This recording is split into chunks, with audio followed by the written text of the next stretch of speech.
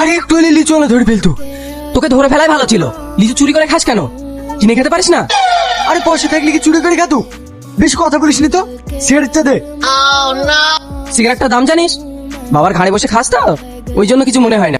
জ্ঞান দিস নি তো, ওই তো ফোন এসে ফোনটা তোর। কই আমার তো ফোন আসেনি। তোর এসছে? না না আমার আসেনি।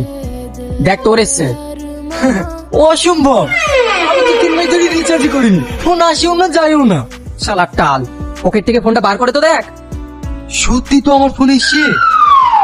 হ্যালো, 882299 এটা কি আপনার নাম্বার? হ্যাঁ কি হয়েছে? বলছে আপনার এই নাম্বারটা আগামী 3 দিনের মধ্যে বন্ধ হয়ে যাবে। নাম্বারটা সক্রিয় রাখতে আপনি আজই রিচার্জ করুন। কেন, আমি আবার কি অপরাধ করলাম যে আমার নাম্বারটা বন্ধ করে দেবেন? না না স্যার, আপনার কোনো অপরাধ নেই। আসলে আপনি 3 মাস ধরে রিচার্জ করেননি তো, তাই নাম্বারটা বন্ধ হয়ে যাবে। হ্যাঁ দিন বন্ধ করে দেন, বিড়ি কিনার টাকা নেই রিচার্জ করবি। মা তাড়াতাড়ি খেতে দাও। ওই দেখো মহারাজ এসছে, জগবুল ভাতটা খোলো, 4টি গিলু। আব্বা, রাজা মহারাজারা কি সব আমার মতো ছিল? তোর কি লজ্জা লাগে না? আমি সারাদিন মাঠে কষ্ট করে খেটে আসি, আর উনি প্রায় প্রায় ড্যাং ড্যাং করে ঘুরে বেড়াচ্ছে। ওই লালু ছেলেকে দেখা কিভাবে বাপের সাথে মাঠে খাচ্ছে আর বছর বছর জমি কিনছে। বকো না তো, ছেলেটা আসলে চাচি খেতে দাও। আয় বাবু খেয়ে নে। সবকিছু হচ্ছে তোমার লেগে। খাবারটা যে কোত্থেকে আসছে সেটুকু খোঁজও রাখে না। হ্যালো স্যার, কালকে আপনাকে ফোন করেছিলাম রিচার্জের জন্য। আপনি এখনো পর্যন্ত রিচার্জ করেননি কেন? আপনাকে আমি কতবার করে বলবো, আমি কাজকর্ম করিনি, কাজ টাকা পয়সা নেই।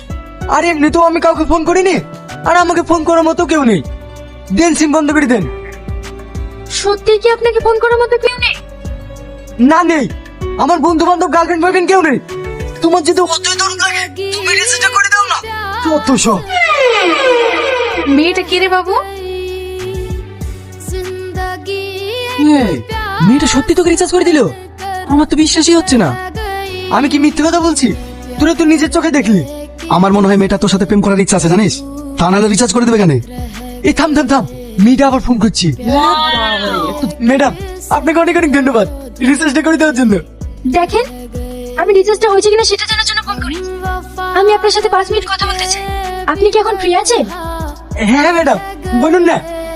কাল যে আপনি বললেন রিচার্জ করে টাকা নেই, সত্যি কি আপনার কাছে টাকা ছিল না? না ছিল না। কেন? মানে আমি কাজ কাম করিনি, সারাদিনে ঘুরি বেড়াই, টাকা কোথায় পাবো? বেকার ঘুরে বেড়ান কেন? কোনো কাজ করতে পারেন না?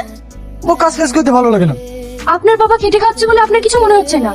আপনি যদি আমার জায়গায় থাকতেন তাহলে বুঝতে পারতেন। আপনার জায়গায় থাকলে তো আমি রিল্যাক্স করে বেড়াতাম। আপনি তো কোটিপতি।